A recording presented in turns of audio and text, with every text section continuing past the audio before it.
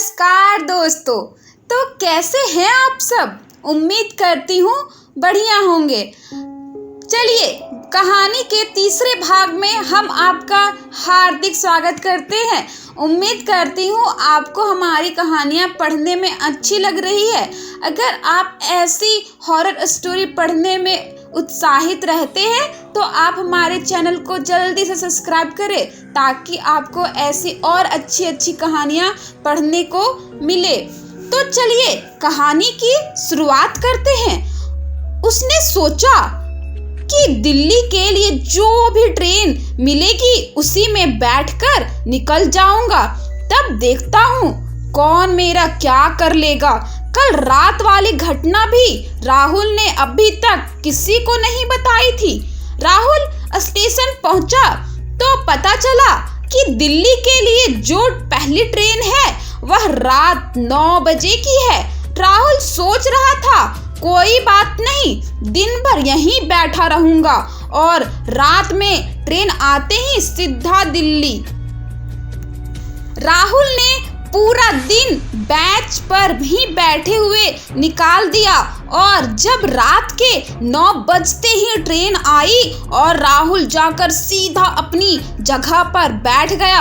अभी ट्रेन थोड़ा दूर ही चली होगी, तभी राहुल के पास एक समोसा बेचने वाला आया और उसने राहुल से कहा, साहब यह लो, आपके 2 समोसे पैक कर दिए हैं, इसमें तीखी चटनी भी डाल दी है, ले जाओ इसे, अभी भी टाइम है, टाइम पर पहुंचा देना इन्हें। उस समोसे वाले की बात सुनकर अब राहुल को हालात खराब हो चुकी थी।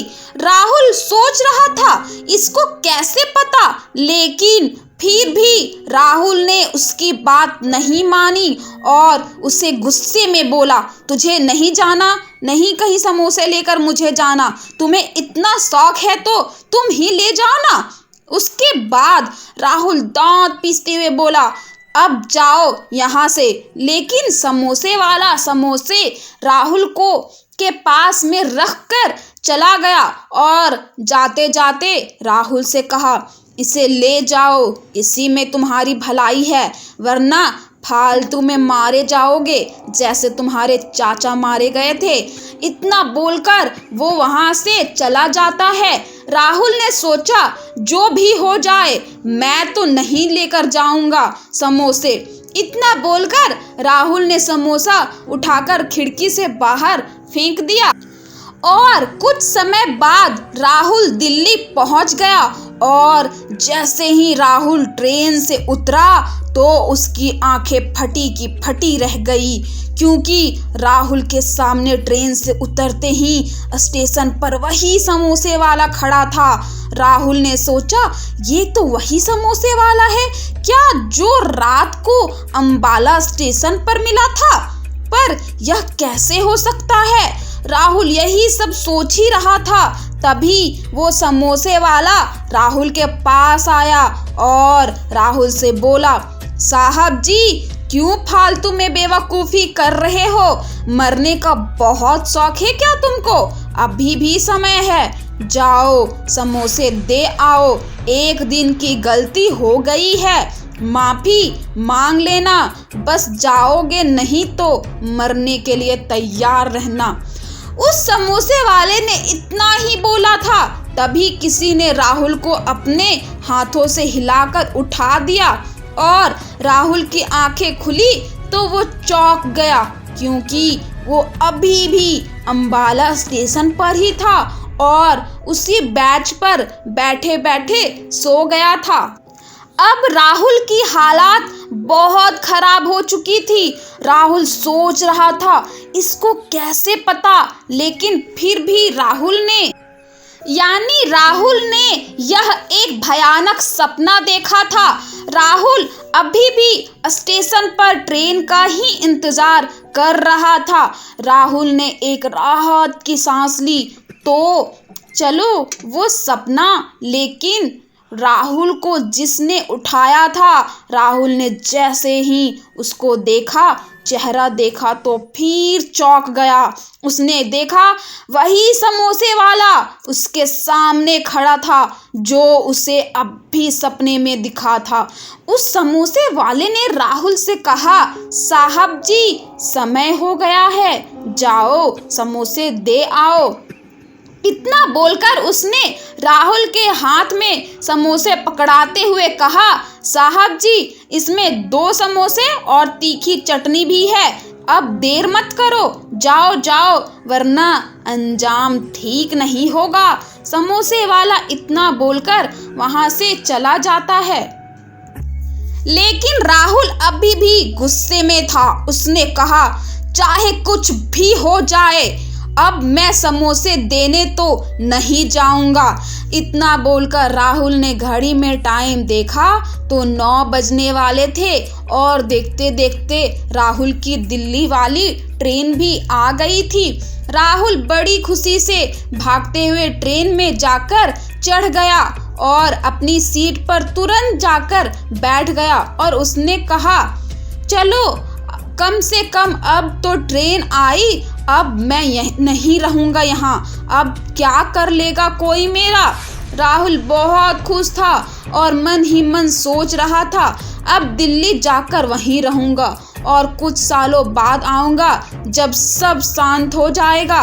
राहुल ट्रेन में बैठे बैठे अपने ख्याली पुलाव पका रहा था और थोड़ी देर बाद ट्रेन का हॉर्न बजा और ट्रेन चल पड़ी। लेकिन अभी ट्रेन राहुल ने देखा कि ट्रेन की पूरी बोगी खाली है और उस बोगी में सिर्फ एक सीट पर एक लड़की और एक लड़का ही बैठे हैं और पूरी ट्रेन खाली है।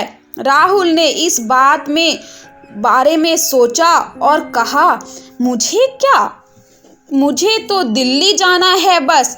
अब ट्रेन को चले बड़ी देरी हो गई थी और राहुल खिड़की के बगल में ही बैठा हुआ था और खिड़की भी खुली हुई थी, पर उसे ऐसा लग रहा था यह जगह सब जानी पहचानी है। राहुल ने थोड़ा ध्यान से देखा तो पता चला कि ट्रेन उसके ही गांव के अंदर ही घूम रही थी। जैसे ही राहुल को यह समझ में आया तो उसके होश उड़ना लाजमी ही थे, क्योंकि उस गांव में ना कोई रेल की पटरियां थी और दूर ही बात बस गांव में आज तक कभी अंदर बस भी नहीं आई और तो और अब ट्रेन पूरे गांव के अंदर ही घूम रही थी। राहुल ने सोचा, क्या पता इस बार भी ये मेरा कोई सपना ही हो। इसलिए राहुल ने जोर जोर से अपने आप को नाचने लगा और थप्पड़ मारने लगा। लेकिन यह राहुल का कोई सपना नहीं था। अब राहुल को समझते देर नहीं लगी कि उसने कितनी बड़ी गलती कर दी है। यहाँ से बिना बताए भागने की। राहुल तुरंत अपनी सीट से उठकर गेट के पास गया। उसने देखा ट्रेन तो बहुत तेजी से चल रही है, वो अब कुछ भी नहीं कर सकता था। तो विनय चीखने चिल्लाने लगा, छोड़ दो मुझे तो मत मारो, मैंने क्या करा है ऐसा। लेकिन उस बोगी में और तो कोई भी नहीं था, बस एक लड़का और एक लड़की, और वो भी अपनी सीट पर बैठे हुए थे। राहुल को चिल्लाता देखा तो दोनों राहुल के पास आए और उन दोनों ने राहुल से कहा, क्या हुआ, तुम अपने आप को तो बहुत समझदार समझते हो ना। इस गांव से कोई भी जिंदा नहीं जा सकता वापस, मरने के बाद का तो पता नहीं। राहुल अब उनकी बातें सुनकर बहुत डर चुका था और वो रोते हुए नीचे गिरकर बोला, माफ कर दो मुझे, मैंने क्या किया है। इतना बोलकर राहुल ने जैसे ही उन दोनों का चेहरा देखा तो मानो राहुल की धड़कन अब रुक ही गई हो। ऐसा लग रहा था राहुल के शरीर का पता चलता खून अब जम गया था। और क्योंकि राहुल ने देखा तो वही दोनों हैं जो उस दिन राज के घर पर मिले थे और इन्होंने उस बूढ़े चाचा को भी मार दिया था। राहुल की हालत अब बहुत खराब हो गई थी। उसने बाद में उन दोनों ने अपनी डरावनी और खतरनाक आवाज से बोला, क्यों तुम समोसे नहीं लेकर जाओगे? तुमको तो फिर मरना होगा। याद है ना तुम्हारे चाचा के प्रधान थे, उनकी हालत कैसे हुई थी? उन्होंने भी मना कर दिया था और गांव में कितने लोगों की मौत हुई है, शायद तुम भूल गए। चलो आज नंबर तुम्हारा है। इतना बोलकर उन दोनों ने राहुल के सर के बाल से पकड़ा और उठा लिया। लेकिन राहुल चीख चिल्ला रहा था और माफी मांग रहा था और बार बार कह रहा था, मुझे माफ कर दो, अब मैं रोज सही समय पर समोसे लेकर आ जाऊंगा। राहुल गिड़गिड़ाता रहा और रो रहा था। तभी उसने राहुल को बोगी की फर्श पर बड़ी जोर से पटका। फिर उस जले हुए कंकाल जैसे लड़के ने राहुल से कहा, अगर तुझे जिंदा रहना है तो फिर तू उसी घर में रोज सही समय पर समोसे लेकर आ जाना।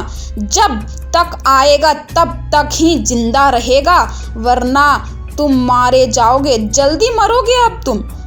राहुल डरा तो हुआ था, लेकिन डरते डरते हुए ही उसकी थोड़ी हिम्मत आई और उसने बोला, तुम लोग क्यों मारना चाहते हो? सबको क्या बिगाड़ा है तुम लोगों का? हम सबने। राहुल के बात का उसको जवाब तुरंत मिला। उन दोनों ने कहा, तुम सब लोग दरिंदे हो और तुम सब लोगों को तुम्हारे किए की सजा जरूर मिलेगी। तुम लोगों ने हमें मारा है और हम अब तुम सबको मार देंगे। राहुल ने उसके बाद पूछा, किसने मारा है आपको? राहुल की बात का जवाब देते हुए उसने कहा, मैं राज हूँ और मेरे साथ ये मेरी प्रेमिका साजिदा है। हम लोगों के प्यार के दुश्मन तुम्हारे गांव वाले ने हमें जिंदा जला दिया, इसलिए जब तक हम उनको उनके किए की सजा नहीं दिला देंगे तब तक हमें मुक्ति नहीं मिलेगी। राहुल ने राज की बात सुनकर कहा, मैं दिलाऊंगा आपको आप लोगों की मुक्ति। बताओ क्या करना होगा मुझे आपकी मुक्ति के लिए। तभी राज ने अपनी डरावनी और गंभीर आवाज में राहुल से कहा, फिर मुक्ति तो हमको मिलेगी, लेकिन हम खुद ही अपनी मुक्ति लेंगे।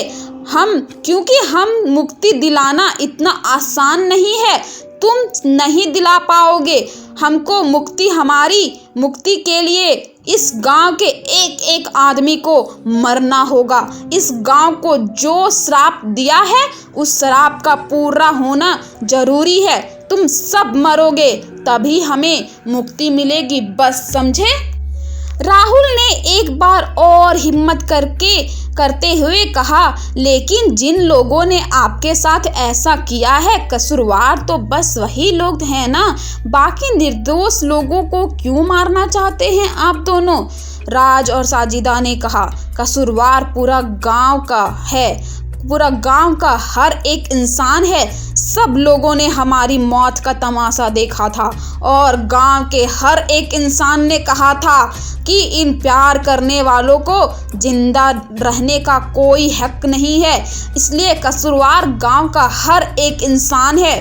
राज ने फिर कहा, लेकिन तुम जिंदा रहोगे, बस तुमको रोज समोसे लेकर आना होगा उसी घर पर सही समय पर। अगर ऐसा गलती फिर करी उसी समय मारे जाओगे। इतना बोलकर राहुल को चलती ट्रेन से राज और साजिदा ने नीचे फेंक दिया। लेकिन आश्चर्य की बात तो यह थी, जब राहुल की थोड़ी देर बाद आंख खुली तो राहुल राज के घर पर बाहर खिड़की के पास खड़ा हुआ था। यानी जो राहुल को चलती हुई ट्रेन दिख रही थी वह सुरेश का घर था। लेकिन राहुल समझ चुका था अब चालाकी नहीं चलेगी, क्योंकि जान आज बड़ी मुश्किल से बची है उसके बाद राहुल अपने घर चला गया। राहुल बता कर गया था कि वो शहर जा रहा है, इसलिए उसके घर आते ही घर के सारे लोग कहने लगे, क्या हुआ राहुल, तुम वापस आ गए और दिन भर कहाँ थे और इतनी रात को वापस क्यों आए हो। राहुल ने उनकी बात का जवाब देते हुए कहा, मेरा मन नहीं हो रहा है, मैं बाद में दिल्ली जाऊंगा। राहुल की बात सुनकर घर के सभी लोग शुक्र मना रहे थे। चलो ठीक है। उसके बाद उसके पिताजी ने कहा, अब तुम्हारे चाचा की 13वीं हो जाएगी तब ही जाना यहाँ से। राहुल ने हाँ कह दिया, लेकिन राहुल ने घर वालों को कुछ भी नहीं बताया जो सब घटना राहुल के साथ घटी थी, और राहुल जाकर बिस्तर पर लेट गया। लेकिन इतना कुछ होने के बाद अब राहुल को नींद कहाँ आने वाली थी। राहुल ने लेटे हुए बस यही सोच रहा था, आज तो बड़ी मुश्किल से जान बचा हुआ है, लेकिन उसे समझ नहीं आ रहा था क्योंकि गया तो वो रेलवे स्टेशन में और वहाँ से ट्रेन पकड़ी, ट्रेन पर बैठा, ट्रेन भी चल रही थी। फिर ऐसा कैसे हो सकता है कि जब उन लोगों ने मुझे ट्रेन से नीचे फेंका तो मैं गांव में ही था, राज के घर पर। उसी उधेड़-बुन में राहुल बिस्तर पर पड़ा हुआ था, क्योंकि आश्चर्यजनक बात तो थी ही, लेकिन राहुल ने यह भी सोच लिया था इस गांव को तो अब वो इस शराब से आज़ाद करा के ही रहेगा। और राहुल ने कहा, जब तक इस गांव को मैं मुक्त नहीं कर दूंगा, यहाँ से अब कहीं नहीं जाऊंगा, यहीं रहूंगा, चाहे कुछ भी हो जाए। अब मैं अपने गांव के लोगों को ऐसे मरते हुए नहीं छोड़ सकता। राहुल ने अपने कमरे में लेटे लेटे बस यही सोच रहा था कि गांव को शराब से कैसे मुक्त कराने के लिए कुछ तो करना होगा ना। फिर अगले दिन राहुल राज और साजिदा के बताए अनुसार समोसे लेकर शाम को 7 बजे राज के घर जाता है और उस कमरे में समोसे रख कर आ जाता है। लगातार ऐसा कई दिनों तक चलता रहा और गांव में भी सब कुछ ठीक था। साथ ही साथ राहुल इस प्रयास में भी था कि गांव को कैसे शराब से मुक्त करा सके। सब कुछ सही चल रहा था। तभी एक दिन राहुल शाम को 7 बजे समोसे लेकर राज के घर पर जाता है। समोसे वहां पर रख कर वापस आ ही रहा था, तभी उसे खबर मिली कि राहुल के घर के पास में ही एक ताऊ जी रहते थे और आज उनकी मौत हो गई है। कारण वही, बिल्कुल उसी अंदाज में ताऊ जी की भी मौत हुई थी। जैसे ही राहुल ने बात सुनी तो उसे अब अपने आप पर बहुत गुस्सा आ रहा था, क्योंकि वो राज उसको समोसे लेकर जा रहा था, फिर भी वह गांव में किसी न किसी की जान ले रहा था वो। और अब उस ताऊ जी का अंतिम संस्कार करने के लिए सब लोग जा रहे थे और अब तो गांव वालों के लिए इसकी आदत पड़ ही चुकी थी, क्योंकि हर 10-15 दिन में किसी ना किसी की जान जा रही थी। आज अंतिम संस्कार में राहुल भी शामिल था। और रात हुई और राहुल समोसे लेकर फिर गया, लेकिन समोसे रखते ही राहुल जोर जोर से चिल्लाने लगा, अब तो मैं रोज समोसे लेकर आ ही रहा हूँ, तो तुम अभी भी लोगों की जान क्यों ले रहे हो, अब तो छोड़ दो सबको। राहुल का इतना ही कहना था कि राहुल के सामने तुरंत राज और साजिदा आ गए और अपनी जली भुनी सुलझी हुई हालात में दोनों आकर राहुल के सामने खड़े हुए और एक साथ डरावनी आवाज में बोलने लगे, तुमको अपनी जान प्यारी है यह सबकी, तुम भी अभी तक जिंदा हो जब तक समोसे लेकर आ रहे हो, मरना तो सबको इस गांव में सबका एक नंबर बारी बारी से आएगा। इतना ही बोलकर वो दोनों तुरंत राहुल की आंखों से ओंझल हो गए। राहुल करता भी तो क्या करता, रोता और अपने आप को कोसते हुए घर वापस आ गया। लेकिन राहुल ने सोच लिया था अब शांत तो नहीं बैठना है। हार नहीं मानूंगा, चाहे कुछ भी हो जाए। इसलिए राहुल इन चीज़ों के बारे में अब हर जगह पढ़ने लगा। इंटरनेट में तरह तरह की जानकारी जुटा रहा था कि कैसे छुटकारा मिल सकता है ऐसे शराब से इस गांव को। और राहुल एक दिन सुबह जल्दी उठा और अपने गांव से दूर अब दूसरे गांव में गया। राहुल को पता चला था कि यहाँ कुछ बाबा तांत्रिक रहते हैं जो थोड़ा मोड़ा भूत प्रेत के बारे में जानकारी रखते हैं। राहुल की इतनी सारी खोज के बाद तो यह पता चल चुका था कि अगर श्राप से मुक्त कराना है गांव को तो राज और साजिदा को पहले मुक्ति दिलानी होगी। इसलिए उस गांव में जाते ही राहुल ने एक जाने पहचाने बाबा को ढूंढ लिया। इन बाबा का नाम लोगों में बहुत सुना था। राहुल बाबा के पास गया और जाते ही रोने लगा और बाबा के पैरों में गिरकर उसने कहा, बाबा आप हमारे गांव को बचा लीजिए। हमारे गांव में हर दिन मौत का खेल हो रहा है क्योंकि वो हमारे गांव में किसी को नहीं छोड़ेगा। धीरे धीरे उसने आधी आबादी खत्म कर दी है बाबा। बाबा ने राहुल की बात बहुत शांति से सुनी और फिर कहा, अच्छा तुम उसी गांव से आए हो। वहां के लोगों को तो मैंने पहले भी समझाया था लेकिन वहां के लोग भी तो नहीं मानते कुछ। बाबा की बात सुनकर राहुल ने कहा, बाबा आपने पहले भी सुना था हमारे गांव के बारे में क्या? फिर राहुल को जवाब देते हुए उस बाबा ने कहा, इस गांव के बारे में 2 साल से सुन रहा हूँ। हम वहाँ के कई लोग आए हमारे पास इस समस्या के छुटकारे के लिए, लेकिन मैंने उन लोगों को कहा राज और साजिदा का अंतिम संस्कार विधि विधान से करना होगा, तब उनको मुक्ति मिल जाएगी और उस गांव के लोग भी श्राप से बच जाएंगे। लेकिन राज के पिता और साजिदा के घर वाले कह रहे थे, हम उनके लिए कोई पूजा नहीं कराएंगे क्योंकि हमने उनसे अपने सारे रिश्ते नाते तोड़ लिए थे। इसलिए ना वह हमारे लिए मरने से पहले कुछ थे और ना वो अब मरने के बाद है। गांव के लोगों ने कई बार राज के पिताजी को समझाया लेकिन वह कह रहे थे, राज के लिए कोई पूजा नहीं करूँगा। अब बाबा की सारी बात सुनकर राहुल ने कहा, बाबा कोई ना कोई उपाय जरूर करो, बचा लो इस गांव को उस भयानक श्राप से।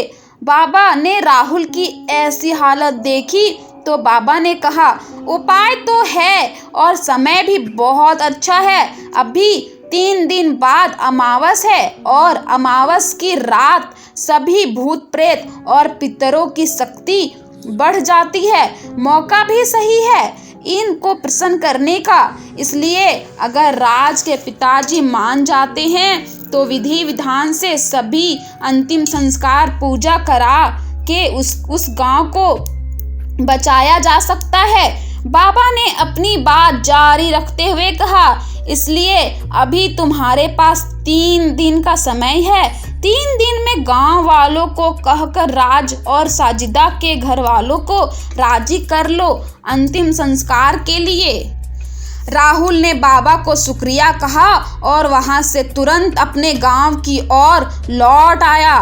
अब गांव आते ही राहुल बस वही सोच रहा था, राज की अंतिम क्रियाक्रम के लिए राज के पिताजी को कैसे राजी किया जाए। राहुल को यह तो पता था गांव के सब लोग बोलेंगे तभी राज के पिताजी राजी होंगे इस काम के लिए। इसलिए राहुल ने सबसे पहले यह बात अपने पिताजी को ही बताई। राहुल ने सारी घटना बताई और पिताजी को कहा, मैंने एक तांत्रिक बाबा से भी बात कर ली है। उन्होंने बताया 3 दिन बाद अमावस की रात है, यह बहुत ही सही समय है। राहुल की बात सुनकर उसके पिताजी ने कहा, तुम सही कह रहे हो बेटा, उन सब बाबा जी के पास हम लोग पहले भी गए थे और उन्होंने पहले भी हमें बहुत उपाय बताए थे, लेकिन राज के पिताजी अंतिम संस्कार के लिए राजी नहीं हुए थे। उसके बाद राहुल के पिताजी ने इस गांव के सरपंच जी को कहा और सारी बात जाकर बताई और कहा, आखिर राज के पिता अंतिम संस्कार के लिए तैयार क्यों नहीं हो रहे हैं? उनको भी तो पता है इस गांव में सब अब तक कितने लोगों की मौत हो चुकी है। राहुल भी वहीं था।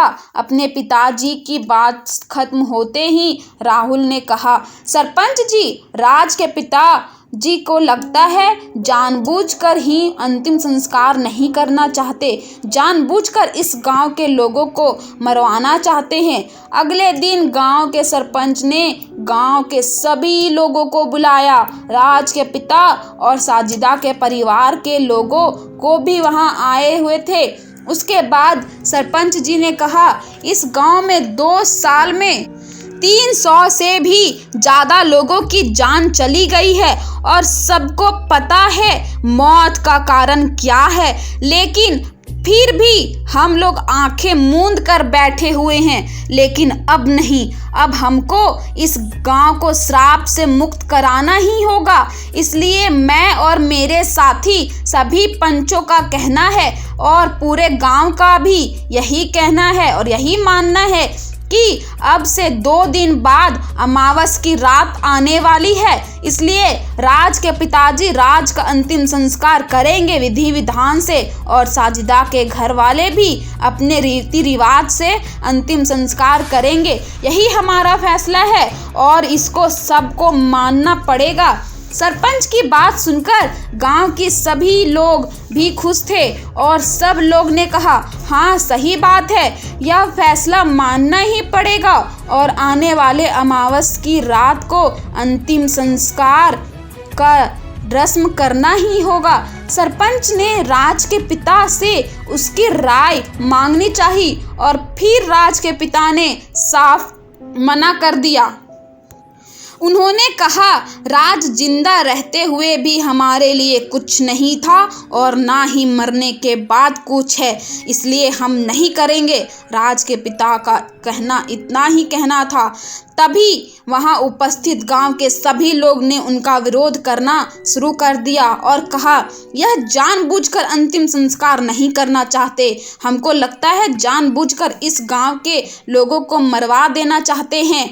उसके बाद राज के पिताजी भारी सभा में रोने लगे और जोर जोर से बोल रहे थे, तुम सब लोगों ने भी मेरे राज को तड़पा तड़पा कर मारा है और जिंदा जला दिया, तो तुम लोगों को भी तुम्हारे किए की सजा मिलनी चाहिए। इसलिए सही हो रहा है इस गांव के साथ। लेकिन सरपंच जी ने गरजते हुए कहा, तुम्हारे बेटे के साथ जो हुआ गलत हुआ और उसके मौत के घाट उतारने वाले लोगों के गांव के कुछ लोग ही थे।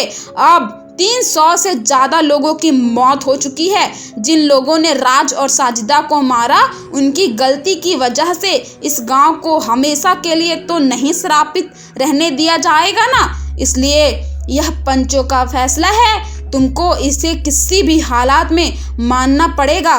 2 दिन बाद अमावस की रात है और तुमको राज का अंतिम संस्कार करवाना ही होगा। इतना कहकर पंचों की पंचायत सभा खत्म हो गई।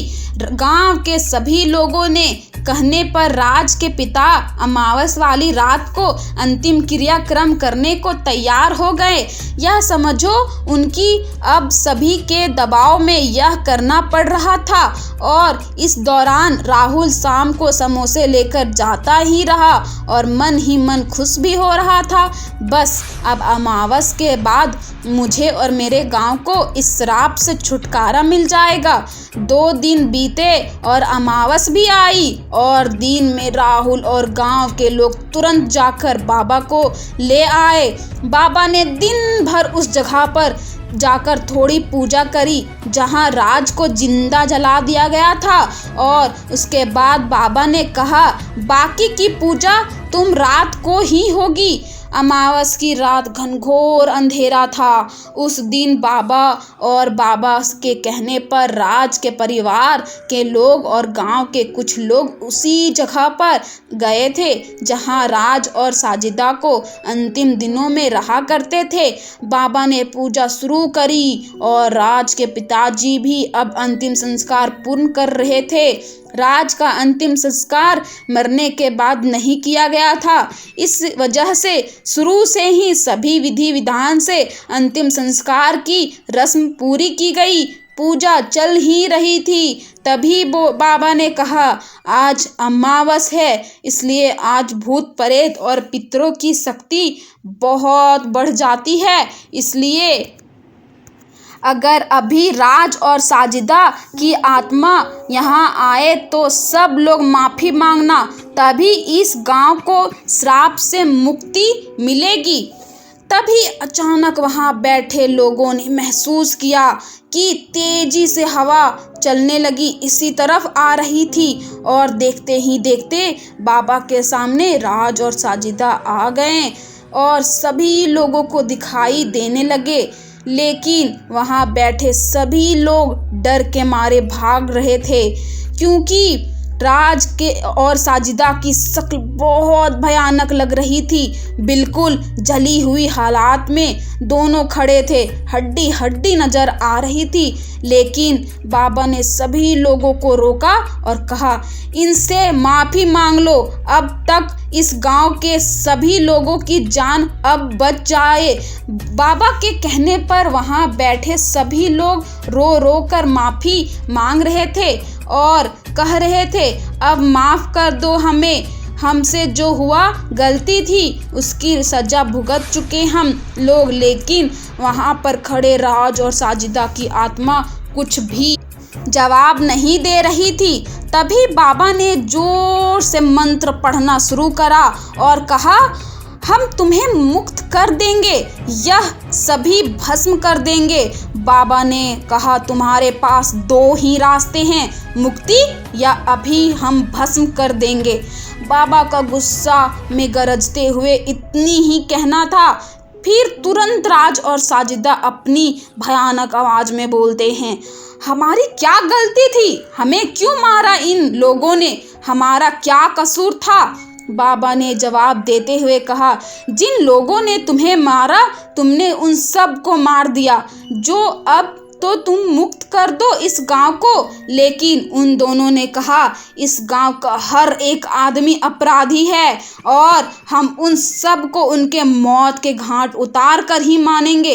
बाबा ने फिर कहा, अभी तुम्हारे पिताजी और तुम्हारे परिवार के लोगों ने तुम्हारी मुक्ति के लिए अंतिम संस्कार पूर्ण कर दिए हैं, तुम मुक्त हो सकते हो, लेकिन मैं तुम्हें अभी भस्म कर दूंगा।